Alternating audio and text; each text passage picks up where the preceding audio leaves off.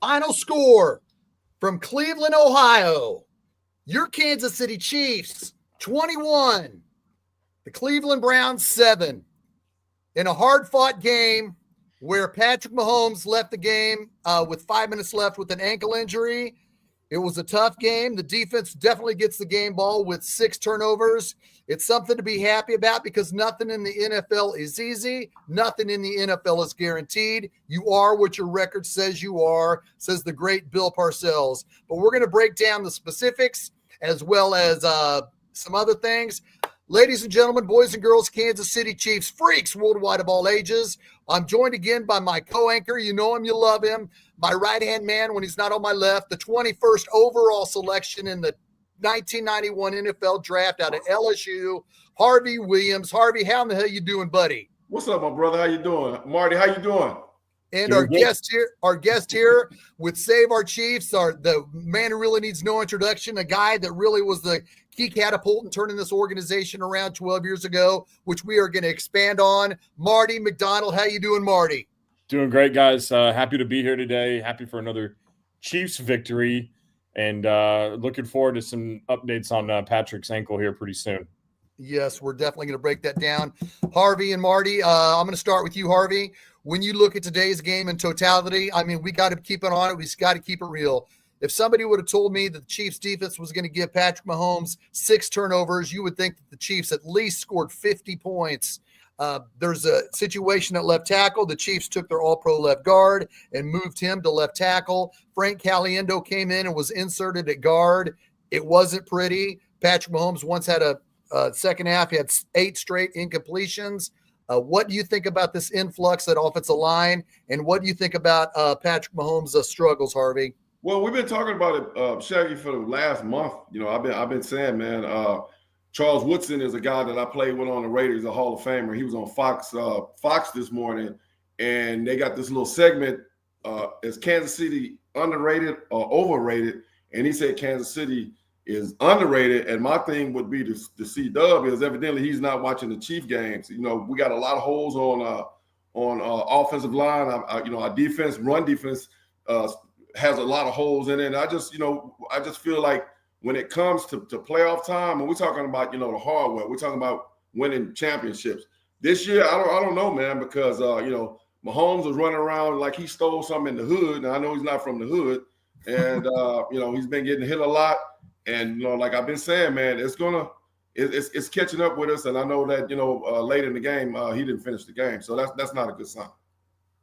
Right. What was your take overall, Marty?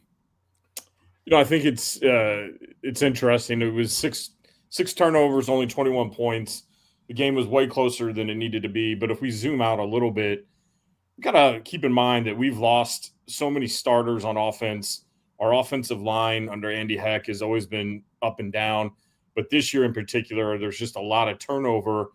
And yet here we are, we're still 13-1. And so I think it is somewhat of a credit to the guys that despite all these things that could derail a team, look at San Francisco when they're having the same problems. Like here we are, and we're kind of controlling our own destiny right now. But at some point, we got to figure things out a little bit better. We've got to get that offense in check. Play design today I thought was absolutely terrible, but that's just one guy's opinion from the couch in the recliner. It's valid. But hey, we won. And on to Houston we go. Yes, it's a valid point. Thank you, Tony, for this comment. What the hell, Andy Reid? You're trying to kill our QB, run the GD ball. Tony, I can't disagree with that. When you think of what Tony's saying there, Kareem Hunt had his first 2 carries. He had 17 yards. And then I don't know if they didn't believe in it or they thought it was a facade, but they pulled back from it. And Patrick Mahomes was getting hit. Consequently, on that 4th and 3, pass play that they tried to go for it. I think they were just so frustrated that they weren't able to pick up much continuity in offense. He was trying to light a spark, and Mahomes took that hit and hurt his ankle. You know, for Mahomes to come out of any game, we saw in the playoffs 2 years ago, his ankle must really, really be hurting for him to sit himself down. When you seen that hit, Harvey, of Mahomes when he hurt his ankle, what did you see happen on that play? Man, like he got hit in between two people and got sandwiched. I almost looked like he got cut in half. You know, when you take licks like that, first thing I think is his rib, but I saw it was his ankle. So thank God they didn't break a rib or puncture a lung or anything like that. But you know, on his deep balls, man, I think the reason why he's missing the ball because he's getting hit a lot, and I think it's pretty much it's catching up with him because he missed some shots today that the old Mahomes would have flicked that thing in there, and it's the distance that he's missing on the deep ball. So like I've been screaming, man, I don't want to beat a dead horse to death. I just when it comes to those real contenders, when you start talking about the Bills and the Steelers and the Texans, talking about division leaders. Man, that's who you gotta get ready for. Wild card guys and different guys like that. It's when it comes down to as they say, well, I'm from nut cutting time. You got to put up, shut up. So hopefully, I know we playing musical chairs with the offensive linemen. They're all professionals. We got to figure it out, man. And sooner or later, if not, it's gonna catch up with us. There doesn't seem to be much fluidity on offense. It's easy to watch another team in another game, and you'll see a team just look like they're in at least some sync, even on the first few plays when the games are scripted. The offense is scripted. Harvey, you talked about that about a month ago, how the offensive scripted plays. Marty, do you see this team and look like they look like there's an offensive struggle? There is not that same fluidity that should be seen in an Andy Reid offense? No, I don't see the fluidity, and I still think they're a team trying to figure out who the heck they are from an identity perspective. You look at Philadelphia and all the drama that's popping up, suddenly they're not a passing team because they've relied on Saquon Barkley so much. The Chiefs really emphasized that ground game a lot this year, and I think it's come at the expense of the passing tree and some of the routes and just how some of the guys are executing. Plus, you lose Hollywood Brown, you lose Rashee Rice. You bring D-Hop in mid-year. They're kind of having to either they oversimplified the playbook too much or they just can't figure out which direction they want to go. But they need to plant their flag now and just move forward and say, hey, this is who we're going to be. Come at the king. I believe that they're going to have to put Joe Thuney back at guard. I know what's the saying, robbing Peter to pay Paul, but it's like if you're going to have they're so worried about the left tackle position, which is something that we've talked about in length this season. It seems like there was such an urgency of putting a player at left tackle or having some continuity at left tackle by taking their left guard and putting him at left tackle. It kept them being successful in the running game when they decided to stick to it. That was my concern. What do you think, Harvey? I'm gonna say it. I'm gonna keep saying it. If you see, especially at tackles, man, when you see a right tackle, left tackle struggling, that's where the running back comes into play to come out there and chip as he's going out on his routes. Max protection. You go to that side and help that guy that's weak on that side. And I don't know why they're not. My thing as big as strong as Kareem Hunt is. He should be doing that to slow that guy screaming off that corner down a lot, to not get a free pass, to knock, to kill Mahomes. So I know we've been screaming the whole year, man, and it's coming out to the end of the year. Mahomes is taking a lot of shots that he shouldn't be taking. I think they should, speed his steps up. The ball should be coming out of his hand a lot quicker. He just to me, it's like sometimes the wide receivers can't get open. And he's holding on to the ball a lot too long because he's trying to create different things. And I think, it's going to come back and bite us in the ass here in a couple of weeks from now, man, if we don't get that problem fixed. Right. Well, the game started off, Chiefs went 3 and out, then punted. Then the Browns dropped a punt. And then 3 plays later, Patrick Mahomes hits Juju Smith-Schuster on a beautiful out right side crossing play. He dived in. It was a touchdown. Chiefs were up 7-0, and things were looking good. But when the next time the Chiefs had the ball on 3rd and 4, instead of hitting Juju across the middle, because I said, Juju across the middle, Mahomes, you got perfect pass. He tried a long pass down the field to double coverage to Justin Watson, and that's really not Justin Watson's game. He was in double coverage, and it was offensive pass interference. That was just like, what are we doing? We have a chance to go up here 14-0 real quick, but that was a questionable play call, And then the next drive at the time we had the ball, it was 2nd and 2, and they ran Pacheco twice, and he was stuffed on 4th and 1, and the Chiefs had to punt. So it just seems like they're not thinking outside the box. They're not. I don't want to say outside the box, but it just seems like they're not doing the little things to move the chains. Marty, do you see the same things as I'm seeing? Yeah, I do. I think, to your point, both of your points, like, we've got to have the offensive line has got to get some stability at some point in time. They got to find the rhythm, but we don't know who we are on third down sometimes. And sometimes we think we're a passing team, but we really needed to be a ground team. Earlier in the game, we saw Mahomes just loading up to go deep on a 3rd and 10, and none of the guys were open. And when the true all 22 comes out, you're going to see the route design, the play design, just a poor call against a Browns defense that I thought we left opportunities on the field. So, Houston's got a good defense. We're going to see a great effort from Pittsburgh on Christmas Day. Maybe we just got to simplify things a little bit more and ride the hot hand. And if the hot hand is Kareem Hunt like it was, then go with him, and then find ways to sprinkle in Pacheco or do something a little bit different. See, Marty, you thinking the same thing? I've been telling Shaggy this whole year, man. And I was just talking to Bill Jones a few minutes ago, man. I don't understand why they're not running Kareem Hunt. Pacheco, to me, he's a great running back, but at times, man, he's just coming back. He's a little guy. I mean, if you want some guy to get in there and get those 2 and 3 yards, man, between Kareem Hunt and my other big guy that's back there, not Steele, but Kareem Hunt, they should ride that guy till the wheels fall off, till he gets tired, and then bring Pacheco in there on third downs and sprinkle the ball, in the flats and little flat passes. That's why I think he's great at doing that. But to let him be the lead horse right now, and that guy Kareem Hunt's been the lead dog for the whole year, I think it's an injustice. So that third, and I think it was in the second quarter with 7 minutes left, it was 3rd and 10, and Mahomes scrambled and got loose. You're gonna have a lot of guys, a lot of teams are getting ready to play.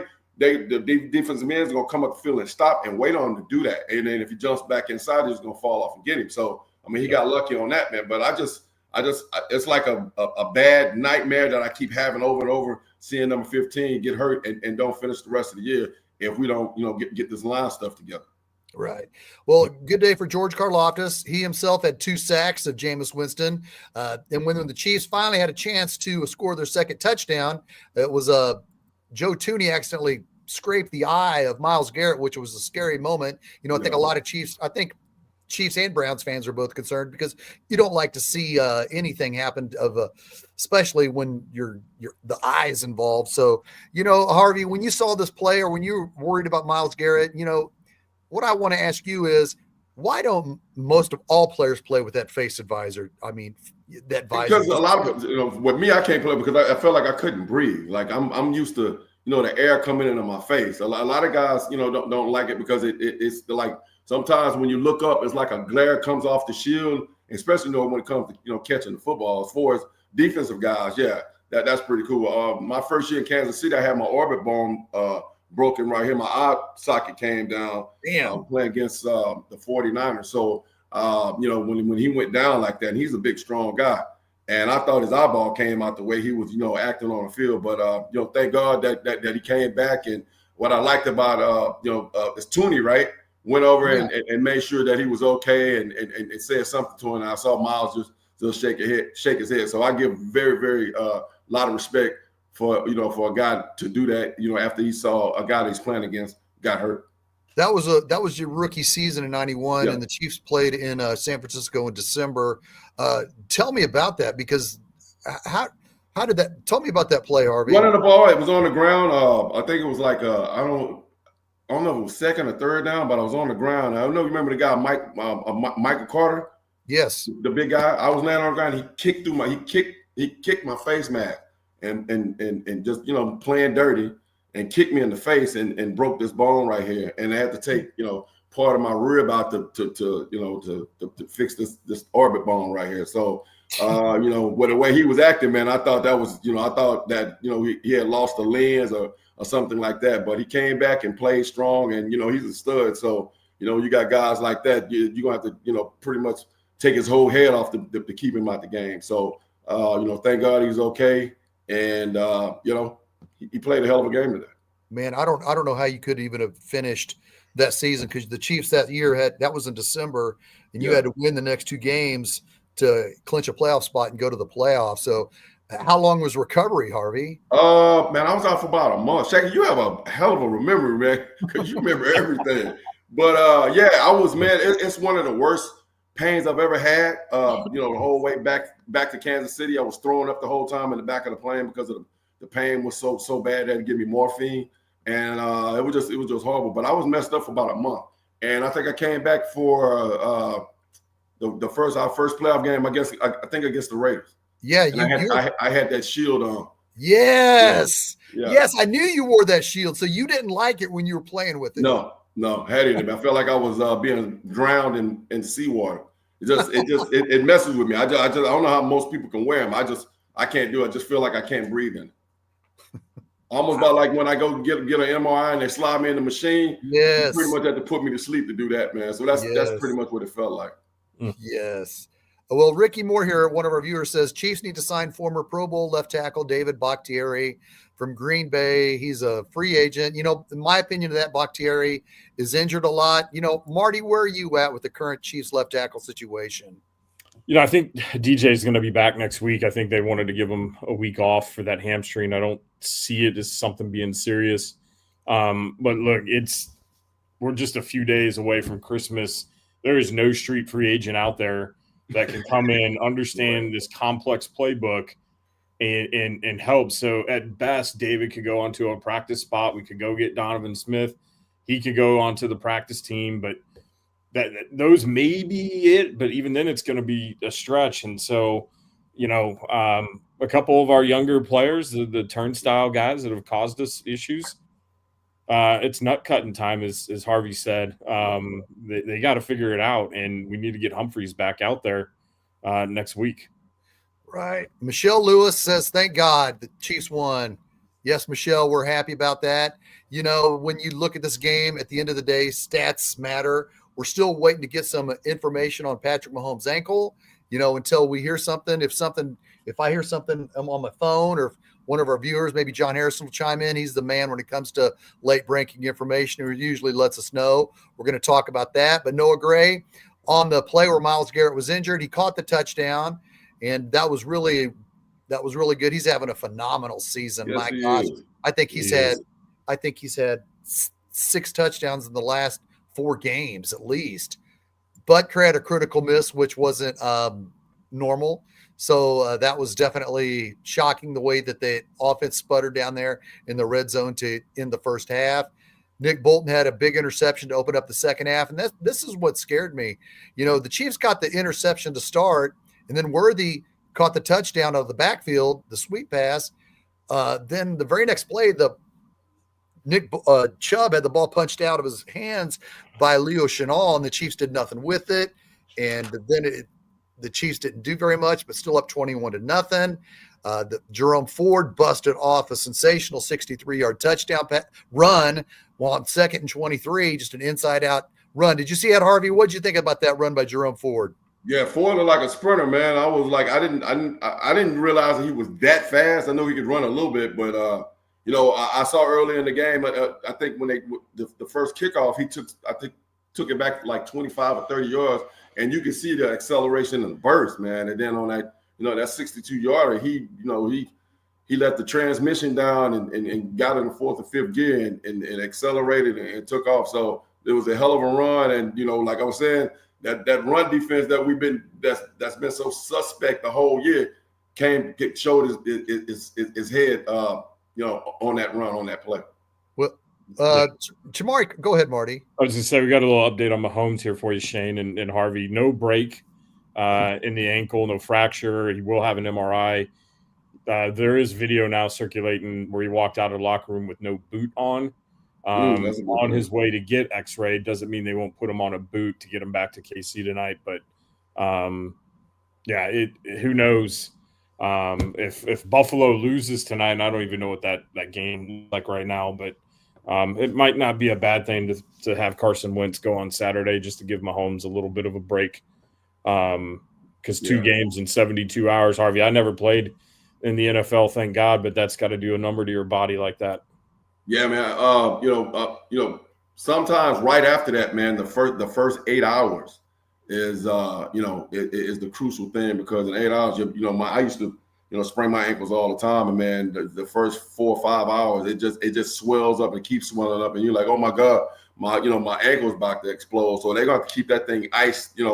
He's probably getting treatment right now and try to compress to keep the swelling out, but he's going to be really, really sore for the next 4 or 5 days, and then try to get back. I don't know if he can stand up on it, but as far as you're not trying to cut on it, it's going to be weak, it's going to be sore, and he probably gonna have to walk around in a boot for the next couple of days. So hopefully it's just a really minor sprain. Hopefully he didn't tear any ligaments in it, and just try to get him well. And as you said, Wentz probably start the next couple of games so he can get well and get ready for this final stretch. Wow. Yep. So it's definitely, we're concerned. We know that's a good sign. Thank you for sharing that, Marty. And if you get any more updates as well, unless we get some updates, we'll share it. But definitely we want to keep that in the forefront, because Mahomes is the key man on the team. John Harrison with the score updates. Pittsburgh and Phillies tied 3. Buffalo is up 14-0, but Detroit is driving.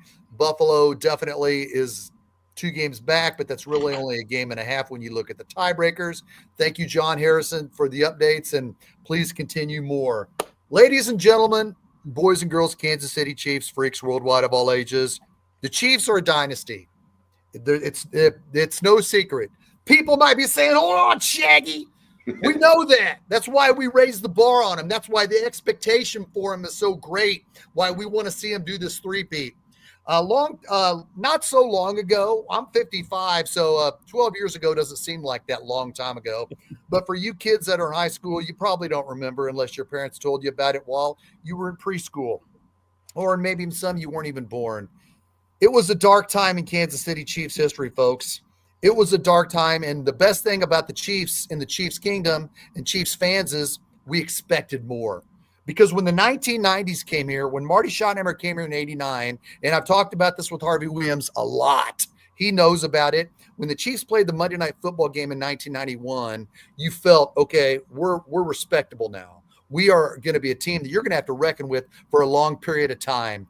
Christian Okoye, Harvey Williams rushed for over 100 yards that game in front of the world on Monday Night Football. The defense led by Derek Thomas and Neil Smith, Dan Salamua, Kevin Ross, and Albert Lewis showed that they were a swarming defense that was going to put the stamp down, to put the flag down. Hey, we're going to be reckoned with for a long period of time. That led throughout the 1990s. That saying, that feeling, that expectation put us where we are for a long period of time, what we expected. In 2000, Dick Vermeil came here, and we were a high-flying offense. We had the best offense, and we played at a level still that we expected to be great. We weren't successful in the playoffs, but the expectation was there to be great from Chiefs fans, not only in Kansas City, not only in this country, but around the world. Fast forward to 2010, things got a little dicey. The Chiefs made the playoffs, but it was kind of fluky. They exited fast. In 2011, we started to crumble. And in 2012, it got so bad that we didn't know how we got here. And I worked for Warpaint Illustrated at the time between 2009 and 2012, and it was uncoverable. It was that bad. And lo and behold, while we sat in disarray, we still expected better. We still wanted us to be better. One person came who put it out there, was this gentleman that we have on the show today, Marty McDonald. It's important to have him on today's show because what Marty did was the springboard to where we are today. January 1st, 2013, Clark Hunt said, I am in control of this team moving forward. He flew out to Philadelphia and had an 8-hour meeting with Andy Reid inside of an airport.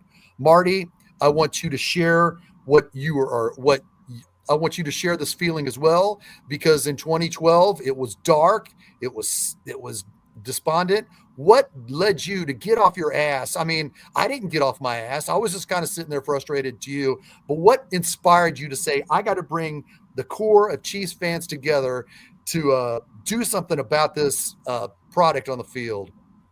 Yeah, no, it's a great story. It's a fun story. I'll never forget. It was late September. We got throttled by the San Diego Chargers. I was on Chiefs Planet, just like every other middle-aged dorky Chiefs fan out there, and making comments under fake names and whatnot. But I always put my name on it, and there was a bunch of us that were unhappy, and my buddy Eric Grinnell and I came together and kind of put together Save Our Chiefs, and it all happened in a finger snap. From Eric and I getting together, bringing Clay Windler in, bringing Travis Wright in, Frank Pagnotti, Phil Kloster, Shane, just a whole host of folks helped us put the greatest and biggest social media fan revolution, revolt, whatever our word we want to use for it, together to promote change. And we solicited donations, people flying banners over Arrowhead, said we deserve better, fire bench Castle, fire Pioli, Save Our Chiefs. I mean, we had all sorts of different fun things, but it was really kind of that genesis moment where we all just looked at each other and said, why can't we do this? Why shouldn't we do this? And none of us had a damn clue on what to do, how to do it. We just got our shovels and started digging, and we did something that hasn't been replicated since until the last couple of weeks. New York Giants fans have taken to flying banners over Giants Stadium. In fact, I flew one today that said, enough, Mr. Mara. We will not stop until everyone is fired. And wow. The irony of this is in 2012, Brian Daboll was our offensive coordinator when we were flying banners. And today in 2024, Brian Daboll's the head coach of the Giants. He's got to be looking up at the sky and saying, Jesus Christ, not again. Like, this is the only coach that can lay claim to being in the same spot over a 12-year gap. So a lot of stories to share, but happy to answer questions from the both of you here. Yep. Martin, let me ask you this.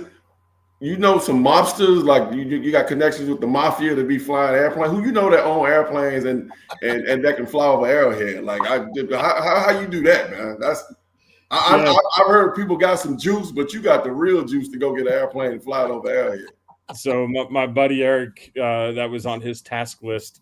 He found a pilot, told the pilot, "Hey, this is what we're looking to do." We were raising money on Chiefs Plan. We had, random people would donate $20, $10, $5. I'll never forget, somebody donated $17.76, like it was a true revolution moment. But we found a pilot, and I'll never forget when Eric called me. He's like, "Hey, I got the pilot. This is what I'm thinking for the banner. What do you think?" I said, "Do it. Let's go." And he goes, "You're never going to guess what the pilot said." He waived his fee. He goes, "We're doing God's work." Wow. So we actually flew that airplane for free for a couple of the games. And it caught on. We were on Fesco with Bob Fesco on 610 and Carrington Harrison. I was doing like radio spots in the morning, radio spots in the afternoon, picking up 810, doing all over the KC media. I sent Shane a video of an interview he did ahead of the blackout Arrowhead game, which we'll talk a little bit more here soon. But Harvey, I have no ties to the mafia. I kind of wish I did for one thing that I'm working on right now. It'd be make it go a little faster. I jest. But hey, no death threats, no threats, no. You didn't get scared at any time because you talking about get people fired and different things like that. So that never crossed your mind. You go home and somebody's sitting in your living room. No, you get people that would talk shit online, and sorry Shane for breaking the FCC. But you would have those people that would make comments online, and you just like a pro athlete, you ignore it. Yeah, ignore it. You never read it. And there was groups here that spoke out against us and what we did. But as time and separation from that movement have become offer clarity, and even some of the biggest critics now look at us, yeah, we really needed that to happen. Wow. You know, it led to a date because in late October, you had a flyover, and then you had another flyover the next week, and it started to be like, okay, we're going to set a date. November 18th, 2012 is the date we're going to shoot for to push the blackout at Arrowhead. And I talked to Marty and Clay, and this is just watch this video, and you can see how it was heading up, how we led up to November 18th. And the Steelers survive in overtime. Ouch, it was closer than most games this season, but another loss for the Kansas City Chiefs during Monday Night Football. The Chiefs' losing ways have taken their toll on fans, but there seems to be a clear divide. Yeah, as Eric Schultz shows us, not all fans agree on the best way to vent their feelings. Earlier tonight. Passes 2nd and 6 intercepted. It was another agonizing week in an agonizing season, and it has Chiefs fans venting. Shane Williams is in a group called Save Our Chiefs, a group that wants fans to wear these black sweatshirts to next Sunday's game at Arrowhead. They want a sea of black to send a message to owner Clark Hunt. Scott Pioli's got to go. He's 22-37 in his 4-year reign here in Kansas City. No playoff victories. His drafting has been poor. It's the same group that flew this banner over Arrowhead, calling out both Pioli and QB Matt Castle. Good afternoon, sir. Then there's Kimberly Krager. She's had enough of all the Chiefs bashing, so she started a group of her own. For her, the turning point came when some Arrowhead fans cheered when Castle went down with an injury. You know, if there were one person, two persons, that's one or two persons too many. So she formed a group to support both the Chiefs and the BIAA, the Brain Injury Association of America. Would you like to donate? Tuesday, her group raised money for victims and rallied support for the Chiefs. This banner will go to the Chiefs' locker room.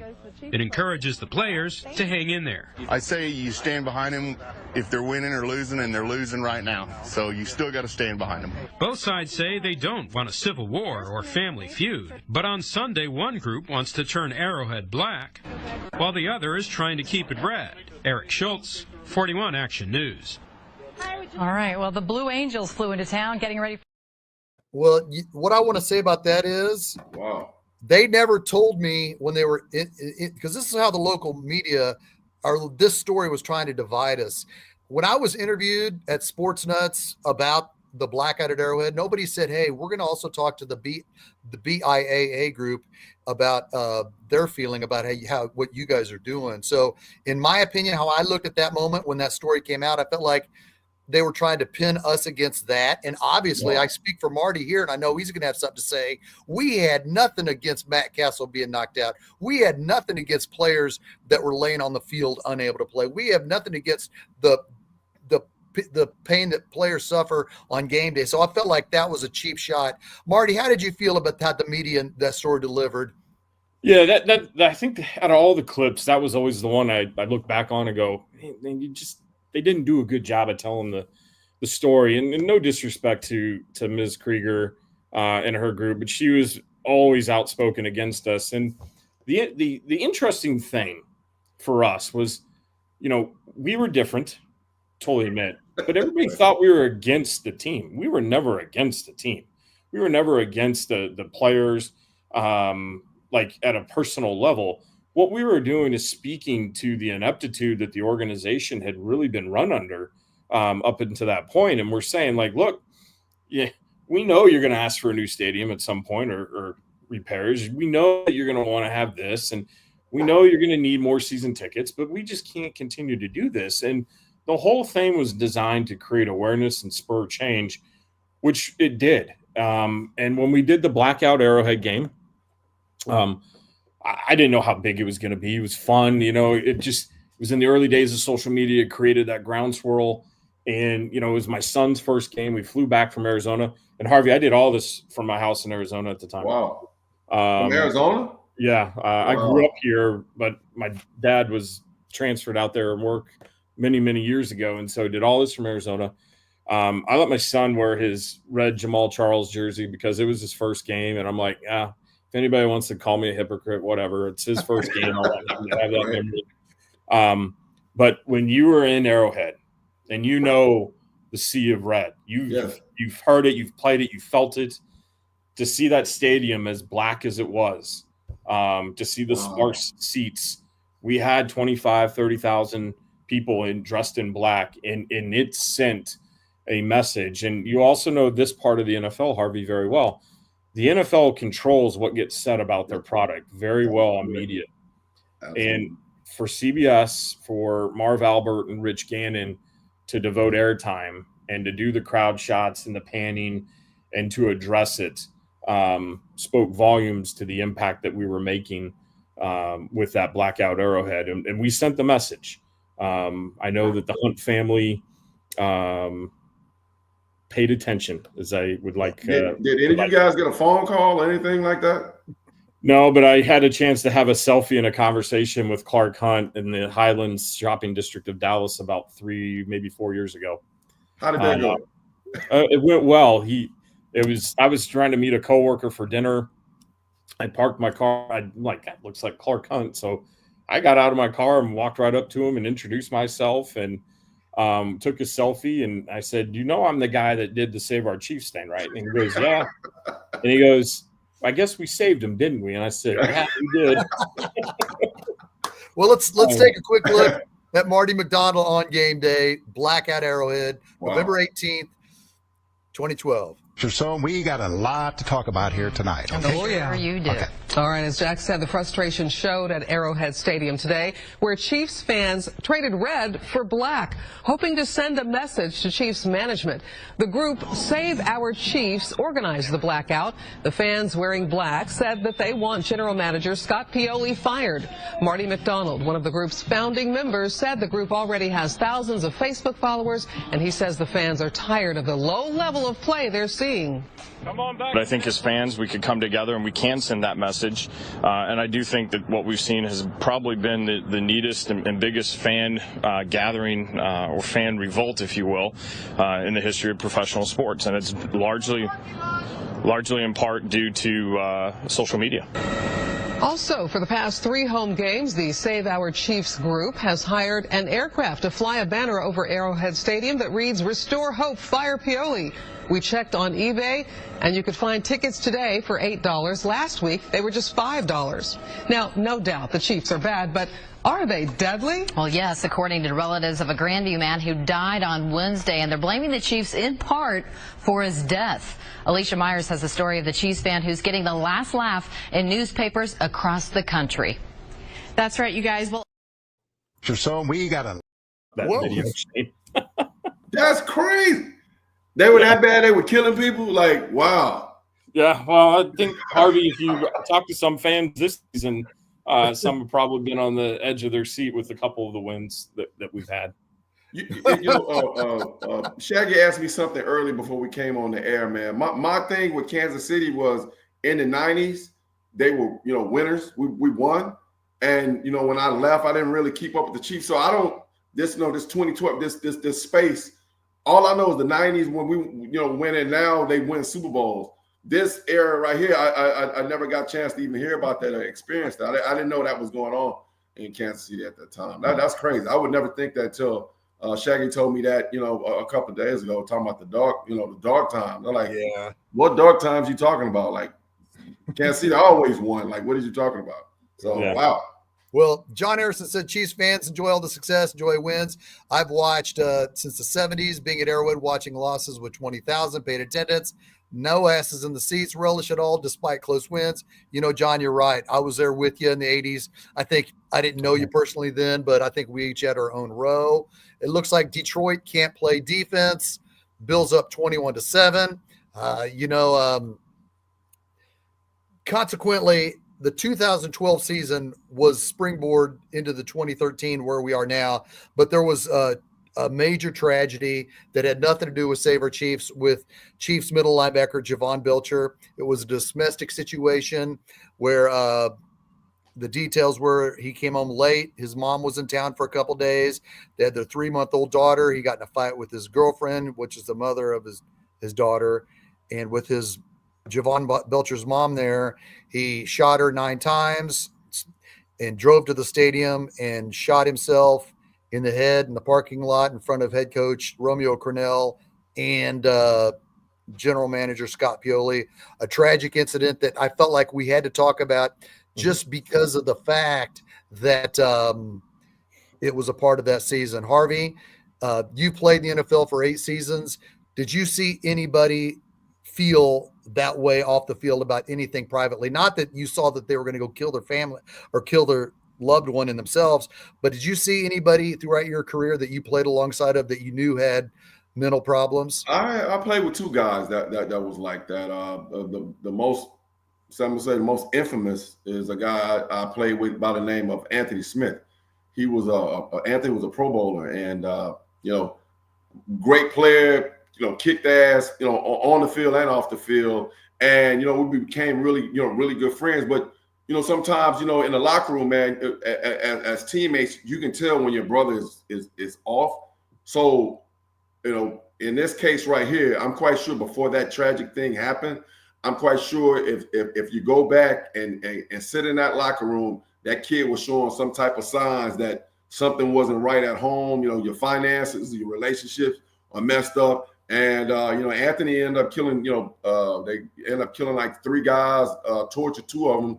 And the whole story is in GQ magazine. I'm in the magazine talking about the story. But, you see the signs if you pay attention. And I'm quite sure, as tragic as that was, I'm quite sure he was showing some type of signs that something was getting ready to happen. And the locker room is a great equalizer when it comes to counseling. I mean, you can go out and get all the professional help, but when you can just sit down and talk to your brother, next to you, hey man, I'm going through something. A couple of guys when I was playing, Harvey, I'm having financial problems. And you go and you sit down and say, okay, this is what you need to do, this, and this. Or, hey man, my marriage is, is screwed up. When I was playing for the Raiders, my first year, I was going through a divorce at that time. So I was trying to make the Raiders team, and my wife was back in Kansas City, and we was going through a divorce, and I was trying to make the team, and I called home I think we was getting ready to play against the Houston Oilers. It was a preseason game, and I called home about 4:00 in the morning. Another guy picked my phone up at my house. So, and I'm trying to get ready for a football game. So if I'd have actually just flipped all the way out, I would have hopped on an airplane, missed the preseason game, and went to Kansas City and did something awful. So. Things like that happen. We just need guys, teammates that you can lean on and take care of each other and have somebody that you can talk to and bounce, different things off. But, that story, I remember when that story happened, it was very, very tragic. It really was. Yeah, it was. Marty, I remember I was at the game the next day, and there was a moment of silence for domestic dispute victims, and I felt like that was the appropriate way to do it. And that's how we did handle it. And I remember I had an interview with ESPN to do something for Save Our Chiefs. And we decided we weren't going to use any video. It was just going to be written on the link. So because they wanted to talk about Save Our Chiefs. And if we felt it was a success because that incident happened on December 1st. So we were 2 weeks removed from the blackout Arrowhead when that interview took place. But it was definitely a dark time. The springboard, when Clark Hunt interviewed Andy Reid on January 1st, we knew good things. Or when I don't know if it was January 1st that he interviewed him, but on January 1st, Clark Hunt said, January 1st, 2013, he said, I'm going to be in control of all the changes moving forward. And I felt like that spoke volumes because in the past, he let Carl Peterson handle it. From December of 88, when Carl Peterson retired, until he was gone in January of 09, he let those guys handle football, as well as Scott Pioli. He handled it all the way until Clark Hunt said, January 1st, 2013, I'm handling it. Not Carl Peterson, not Scott Pioli. It's going to be me. And since that transaction, because of Marty McDonald, he freaking – that blackout Arrowhead, no, it wasn't pretty. No, it wasn't ideal, but it freaking opened up Clark Hunt's attention to make the proper moves. And thank you, Marty. And since then, Marty's got us some Super Bowl rings. Marty took care of this offseason. Wow. He said, I'm going to make sure I'm going to get us some Super Bowl rings. Marty, show the bad boys this on camera. How did you That's pretty nice. Wow. You changed the culture at Arrowhead 12 years ago. How did you hook us up with these awesome Super Bowl rings, Marty? You know, the top comes off and you got the diamond pendant in it. Yes. I'll tell you, the just to add a little story to what we were talking about with the Jovan Belcher, we had organized the Can Pioli food drive. Yes. For that game. And we had worked with 7 different local food banks. Phil Closter was a big part of in getting this set up. We wanted to do good with all the attention that we had. I mean, that was everything that we were trying to do. We always try to find something good to do. And so we had this big food drive set up. And then that situation happened, and we had no choice but to cancel the food drive because we didn't know if the game was going to be played.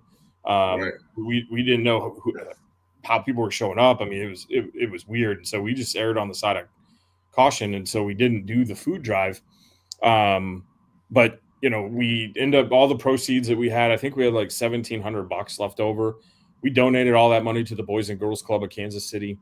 So it all went for a good cause, everything that we did.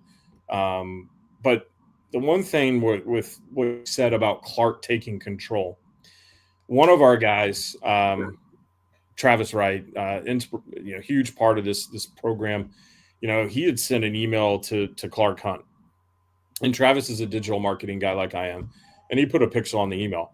That email was passed around and forwarded and opened by 47 different devices. Wow. And I will tell you that we had the attention, and the Hunt family specifically said, we never want to be embarrassed like this ever again. And that had the attention. We started getting people from the organization privately reaching out to us towards the end. Like, I knew Andy Reid, that interview was happening before anyone in the local KC media did.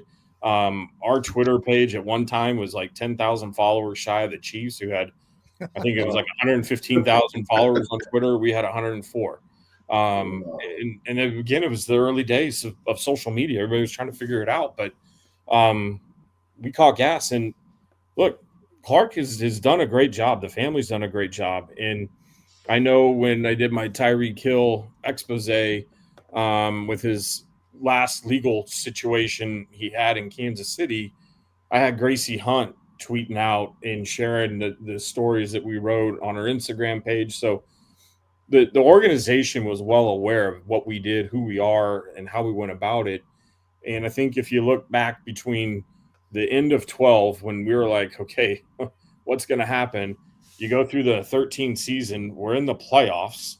I remember the night before we played the Colts, we had a big party at the Tilted Kilt in downtown Indianapolis. Like, the whole place was Chiefs fans. Like, even Colts fans that would show up there couldn't get in.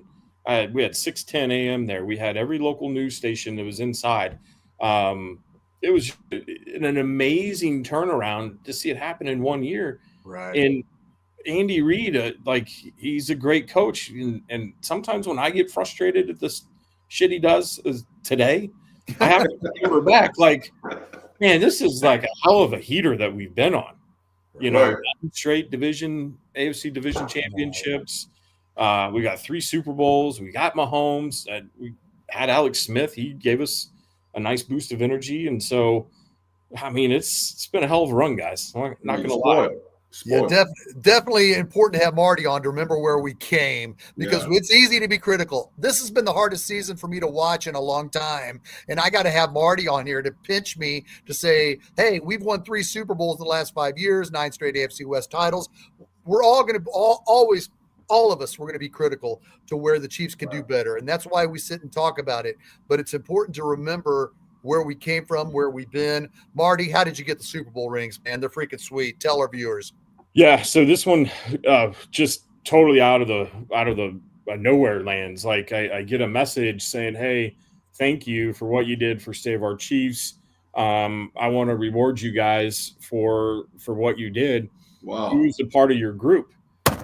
And so after some back and forth and saying, okay, is this really, really true? It was. And so we had an anonymous benefactor. I know the identity. I will take it to my grave with me. Wow. But we got these rings. They're all customized. We got our name inscripted on it, numbers. They're not the exact stones that the players got. There's probably a couple of grades down. Right. This That's thing nice. is heavy as hell, Harvey. Yeah, it looks like it's heavy as a brick. It is. We had these all fitted for our middle finger on purpose. That's really kind of what we did. When you look at the fan movement, and so when I reached out to the guys, I'm like, hey, I don't want your ring finger. I need your middle finger. Right. So that was kind of a little fun thing. But they showed up, and we had a little ceremony at Chapel's Sports Bar in North Kansas City right before the start of the season, and shared these. And it's just an amazing thing. That's crazy. How many rings, Marty? We did 7 in total for the crew. There's a couple other people that I wish I could have got a ring for, but these weren't cheap by any stretch of the imagination. They don't look cheap. They don't look cheap at all. That's pretty amazing. Clay Windler of Red Tribe Cinema was there, and he just let us know, the man, Red Tribe Cinema, the man who makes it all happen. Hell yeah, Shane, I gotta brag on this guy. Talk to me about Clay Windler. Clay is one of the most genuine dudes out there. Yes. Quirky, talented videographer, makes all these great videos that recap every Chiefs game. Doesn't make a damn cent off of it. No one's paying him to do this. Wow, just his fandom. And I don't think, and Clay, I hope you're listening here. I don't think we have the success. I don't think we ever get these. I don't think we do some of the things that we've seen with the team without you doing all the graphics work and the video and some of the stuff. So, buddy, thank you. This wasn't a one-man show by any stretch. I had a hell of a team behind me doing all sorts of things. One name I totally forgot to mention is Frank Bagnotti out in Pennsylvania. Now, Frank and I have a history together because back in 2000, Harvey, I actually ran a website called NFLscoop.com. And so I used to do a lot of fantasy football writing and covered the NFL, and I still have some contacts. In fact, Gunther Cunningham sent my wife and I a wedding gift when we got married. So Frank was a big help. And so it was cool to see Frank at the ceremony at the start of the season with his son and share some war stories. So it was a hell of a run. Well, man, major props, Marty. Thank you, Clay. Harvey knows Clay Windler. He's been sharing Red Tribe Cinema stuff on his Facebook. Yeah. So what do you think about Red Tribe Cinema, Harvey? What do you think about those videos from Clay? I think it's cool, man. Really, really nice videos, man. Very insightful, pretty cool. I wish I could learn how to do, start editing and doing videos like that. So, There's only one Clay. Yeah, but one Clay, yeah. But hey, Marty, man, thanks a lot. We sincerely appreciate it. Your story is definitely something that I am proud of. It's not always good to take a situation and make your loved team look bad, but our heart was in the right place, and it was a springboard to where it is now. We can't thank you enough, Marty, for coming on. I can't thank you enough for the ring. I appreciate you. And until next time, buddy, go Chiefs and keep kicking ass. And anything you want to say in closing, Marty, before I let you go? No, just Shane, thank you for all the hard work you did on the whole Save Our Chiefs movement, and to the team out there.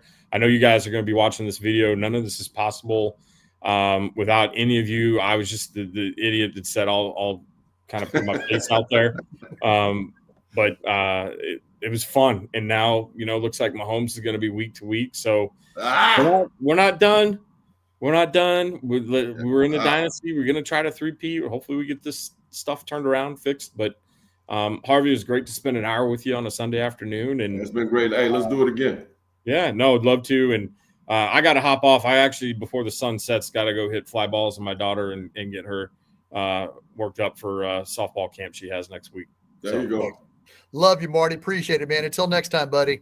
All right. Cheers, guys. Thank you. All right, Marty. That was Marty McDonald with Save Our Chiefs. Harvey, it was a frustrating game. Let's get to some of these viewers. Jennifer Fagan says, why do we keep going away from the running game? That's $1 million question. I think it's just in it's in his DNA. It's in Andy Reid's DNA just to go away from the running game. Billy Hodge, who was at the game, do we need a new O-line coach? Andy Heck is getting destroyed. First, I want to say this. Props to Billy Hodge and Kurt Thacker, two of our followers that took their family to the Chiefs and Browns game today. They took that drive. They drove to Cleveland for the game. Props to Kurt Thacker. Love and miss you. Hope you guys had fun in the rain watching that game. And props to Billy Hodge. Thank you. Specifically to that question, Harvey, Andy Heck, the Seattle Seahawks left tackle when he played football, is the Kansas City Chiefs offensive line coach. I don't know if we need a new offensive line coach. I will say we have problems that went into the evaluation that we've talked about from not having Devontae Smith. What do you think the offensive line needs to do, Harvey? Man, at this point, Shaggy, it's like what Marty said. It's not like you can go out and get somebody off the street that can come in and learn the blocking schemes, because I know a lot of people think football players are not that smart, but they have playbooks about this thick and very, very complicated, man. When you start switching the offensive line going left and right, and they're calling out calls, and sometimes the quarterback is calling our signals. Sometimes the center is. So it's very complicated. And when you get those guys on the island when playing against a guy that's making $25 or $30 million a year, that's screaming off that corner, man. He trying to get out his stance to get back and block that guy. It's very, very hard. But it's things that you can do to make to slow those guys down. Never get beat inside. So step outside. You got help with the running back on the outside coming to chip that guy, if you got a leakage on that side. So there's a lot of different things that you can do to try to help, an offensive lineman. But, at the end of the day, he's just going to have to, as my coach say, get your big ass in gear and move your feet and use those long ass arms that you have. And I feel like those guys are not doing that. And, it gets to the point where your confidence gets shattered and you got low self-esteem because you're getting your ass kicked out here. And, and everybody in the stadium is knowing that you are the problem. So eventually, he's going to have to man up. And who they put out there going to have to, put up a shut up and, get that job done. Because if not, you're talking about three-peat, it's not going to happen. I can't disagree. Great points, Harvey.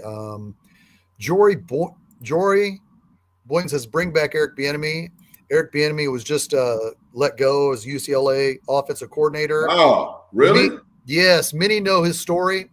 He was the offensive coordinator for the Chiefs, or he was a running back coach that worked his way up to an offensive coordinator after Doug Peterson left to be an offensive coach or become the head coach of Philadelphia, then later Jacksonville. He then worked his way to offensive coordinator when Matt Nagy went to be the Bears offensive coach. The Bears head coach. So Eric Bieniemy worked his way up Andy Reid's staff to be an offensive coordinator. Then Eric Bieniemy had 8 interviews throughout for a 4-year span with general managers to become a head coach. He never got the gig. He had 2 interviews with Tampa Bay to be their head coach. He didn't get the gig. He had 2 interviews with the Saints head coach in the years between 2017 and 2022, didn't get the gig. Finally, he went to Washington Commanders in 2023 last year to be their offensive coordinator. And the only reason Eric Bieniemy did that is to step out of the shadow of Andy Reid. Well, the Washington Commanders weren't a very good team, and after they finished last season, they fired that entire coaching staff. So Eric Bieniemy went to the UCLA Bruins to be their offensive coordinator. We know what Eric Bieniemy brings to the team from him being here the entire Andy Reid era from 2013 to 2022. Do you see an area where Eric Bieniemy should be brought back in some capacity, Harvey? No, I know Eric, man. Me and Eric came out in the same draft. Eric went to Colorado, was outstanding running back. We came out the same draft. He went in the 3rd round, went in the 1st round. So I spent time with Eric, and I know Eric really well. What a lot of people don't know about Eric is that Eric's kind of hard to get along with, man. A lot of players that I know that running backs that I know that have played for him. At the end of the first 3 or 4 months, they come not to like him. So I heard from selling players down the pipeline. not a player's coach, not cool to play for, not cool to work for. Pretty much, has that asshole tag that's attached to him. So that's a lot of, and as brilliant as he is when it comes to X's and O's and scheming offenses, I mean, he's probably, he's been on the, Andy Reid tutelage for a long time. So, he know X's and O's, how to create offenses. But if you can't get along with the coach that you're going out there sacrificing and play for him, it's not going to be a good fit. And, so that goes to show you how many, he's jumping around from organization to organization. But I really, really thought that the college thing would have worked for him. I really did. But is that criticism fair? I mean, Marty, you and I are pretty much the same age. I graduated from high school in '88, so we know the tough, freaking hard coaches that are going to be on your ass saying you're not this, and they're going to be hard. Yeah. Yada. In today's game, are you saying that style of coaching doesn't work, or are you saying Bieniemy has crossed that line where it doesn't work? What's your criticism? Man, I play with a lot of hard coaches. Marty Schottenheimer was a hard coach. Yeah. But the point when I'm saying you can be hard on the field, but off the field, you still being an ass. That's you understand what I'm trying to say? Yeah. I understand that you're doing your job, and my running back coach, a couple of my running back coaches that I've played for, man, they come, even now, Bishop Harris was like my father. He just passed away about 6 months ago, right after my brother did. And he's like, when I say my dad, he's on that same level. My dad is my running back coach in the Raiders, but Bishop was hard. But I understand what you're trying to do. He's trying to get us, on the level to play excellent, but off the field, you still being an ass. Bishop wasn't like that. We'd go have a glass of wine and talk. And, hey, man, I need you guys to do it this way. But all that screaming and going behind, the players and going to the head coach saying this guy, can't play. I want him off the field. That's the type of stuff that in this day and age, players are not going to go for that because they, I'm going to play for you, but not like that. If I'm making, I know I'm talking Chinese, but no.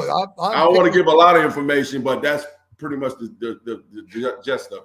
I'm sure you can tell by my repetitive question. I want to ask you if you would you be for him coming back in some capacity just to put a boot in their ass, or do you think his boot goes too far up their ass?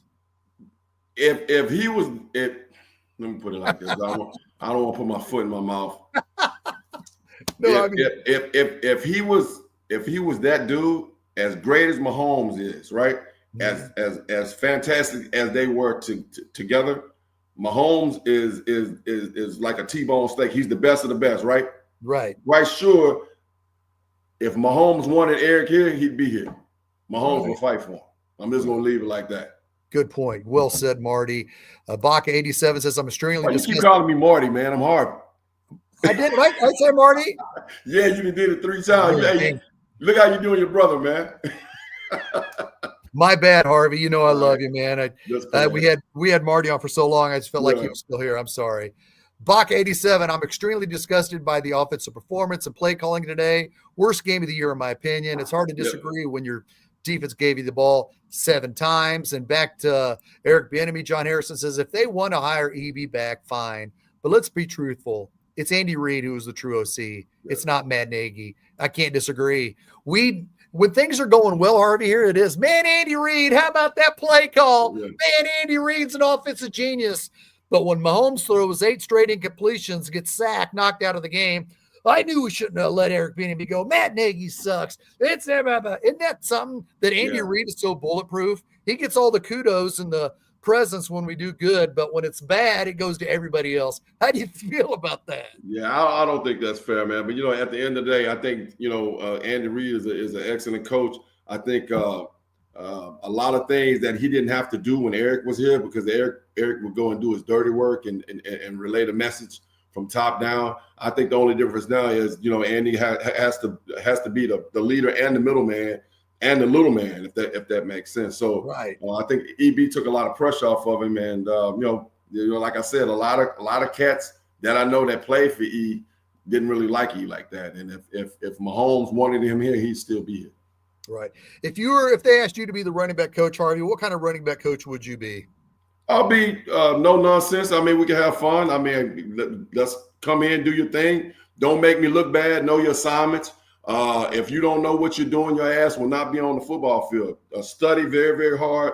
Know what the blocking schemes are. Put one foot and cut and go. And let's go win championships. And I'll die for you and fight for you if I have to. Right. You know, because it seems like running back coaches work their way up to offensive coordinators. Bach87 asks, has Patrick not earned the right to audible out of these horrendous play calls? I sure hope he's earned the right. I mean, I think he probably has, but I think how much offensive criticism would you put on Mahomes, Harvey, when you see some of these games and overthrows and the way he's playing? How would you be critical? I'm quite sure Mahomes can audible. I'm gonna say it again. We talked about this a couple of weeks ago, Shaggy. If a quarterback is getting ran off his mark, meaning getting flushed off of, all quarterbacks like to be comfortable. Right. It's like sitting on a perch, sitting on a nest, and can view the whole valley as to speak. Right.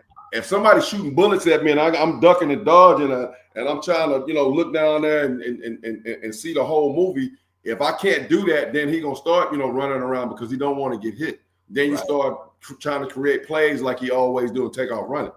And I keep saying it again, man. If they don't fix this, Mahomes is gonna get worse and worse. And I saw, every deep ball that he threw today was off. That's from him getting hit and don't want to get hit. And he's trying to, wide receivers are not getting getting separation like we talked about 2 weeks ago. It's taking too long to get open, like the one that he hit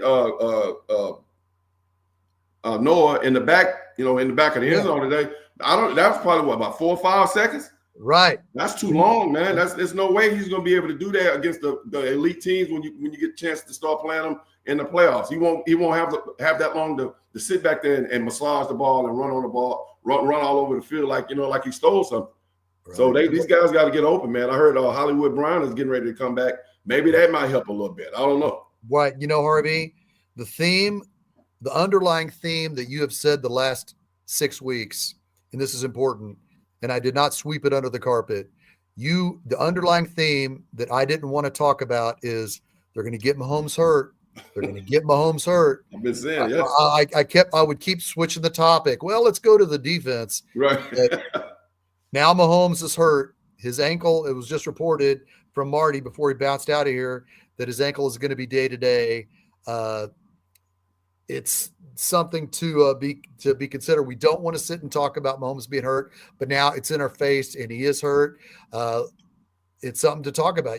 Harvey didn't want to talk about it, but it's here. And now that we are here, Harvey, what do you think? Well, before we get there, let's do what we got to do before we look into next week's preview. Let's get to Harvey's hip hip hooray for today's game.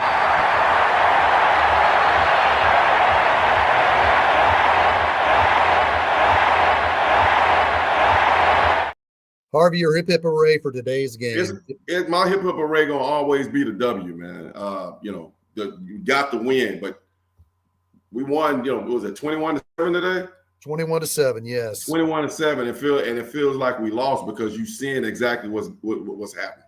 We've been talking about this for the last 6 weeks, and right. I've been screaming at you. Every time I bring it up, you're absolutely right. You get off the subject. And you like I am, man. You've been around the game long enough to know X's and O's. I mean, you can see teams that you're playing against that just, oh my God, we're kicking their ass and we're doing this and this. And you're saying this team is not that strong, and we're winning ugly wins and close wins that teams are not, I'm not gonna say not that good, but when you start talking about winning championships like we have, when you start talking about three-piece, getting in the playoffs, it's one game and you're done. It's not a regular season. And if we don't fix that, if we don't fix the line play, Mahomes is going to get hurt. That movie has been, the script has been written. Now he's hurt. Shaq, you know how bad that is? That's bad.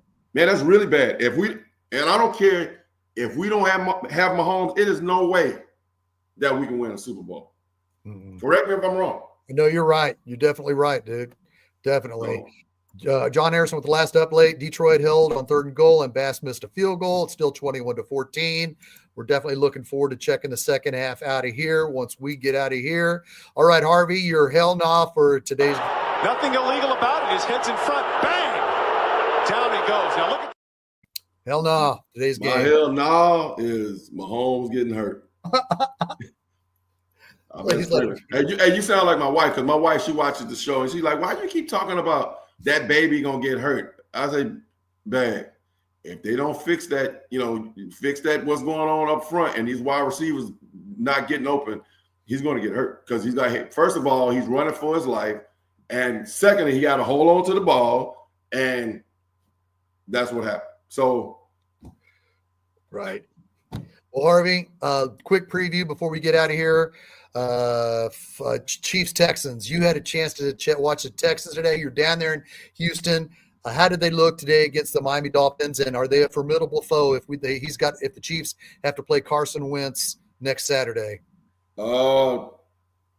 Texans look really good, man, and they just got the other wide receiver that's been hurt.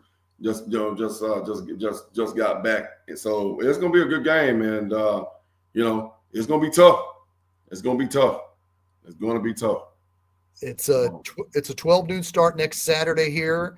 So our post game will be obviously after that. But what are the keys if Carson Wentz is the Chiefs quarterback to beat the Houston Texans next Saturday in Arrowhead? How did the Chiefs beat the Texans with Carson Wentz if that is indeed the likely scenario? First, we're gonna have to protect the quarterback. That front four is incredible on defense. The head coach here is a young coach. He's from San Francisco, so he knows defenses. Their corners are probably in the top 3 or 4 in the National Football League, and our wide receivers are gonna have to get open, man. Stingley the corner is the real deal. He's a young Deion Sanders, so we're gonna have to stop the run, because they got a running back that's a hell of a running back that runs in between the tackles, and can get it done. So they got a great defense. They got wide receivers. They got a quarterback that can get it done. So it's gonna be a shootout. It's gonna be a hard game for us. What do you see? Okay, let's say Mahomes. Mahomes comes to practice. You're the head coach. Harvey. Mahomes comes to practice and he's limping. A lot of it is going to decide if Buffalo wins today. If Buffalo wins today, there's still 2 games back. But if Detroit wins today, the Chiefs will be up 3 games from home field. If Mahomes says he wants to play and the Detroit Lions beat Buffalo, you say, listen, we got a 3-game lead for home field advantage. I'm not going to play you.